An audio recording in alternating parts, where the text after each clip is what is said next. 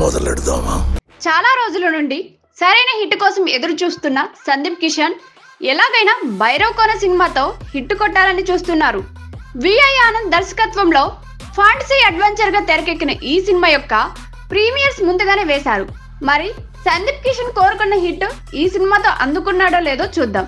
భైరవ్ కోన trailer మరియు songs మంచి buzz create చేశాయని చెప్పాలి. దీనితో సినిమాపై ఆసక్తి కలిగింది.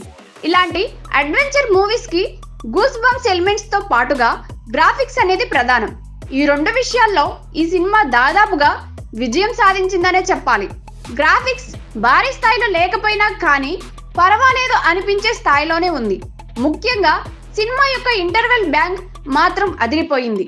కానీ ఎప్పుడైతే సెకండ్ హాఫ్ స్టార్ట్ అయిందో పైకి వెళ్లాల్సిన గ్రాఫ్ స్లోగా డౌన్ అయినట్లు అనిపిస్తుంది. మధ్యలో కొన్ని సీన్స్ ఇల్లాజికల్ గా అనిపించినా కానీ ఫాంటసీ అడ్వెంచర్ కాబట్టి వాటిని పెద్దగా పట్టించుకోవాల్సిన పని లేదు. కాకపోతే వాటితో ఎంగేజ్ చేయవలసింది పోయి ఇరిటేట్ చేసిన ఫీలింగ్ వస్తుంది.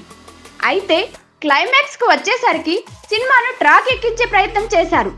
అప్పటికే ఆడియన్స్ డీలా పడటంతో క్లైమాక్స్ లో ఇచ్చిన డోస్ సరిపోలేదనే చెప్పాలి.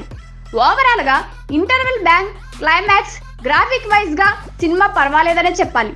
ఒక ఫ్యాంటసీ అడ్వెంచర్ మూవీ కావాల్సిన స్టోరీ ఇందులో ఉంది. కాకపోతే దానిని డీల్ చేసే విధానంలో దర్శకుడు అక్కడక్కడ దారి తప్పినా కానీ ఫైనల్ గా గుడ్ అవుట్పుట్ ఇచ్చాడనే చెప్పాలి. అడ్వెంచర్ మూవీ లవర్స్ ని ఈ భైరవ కోన బాగానే ఎంగేజ్ చేస్తుంది. అందులో ఎలాంటి సందేహం లేదు.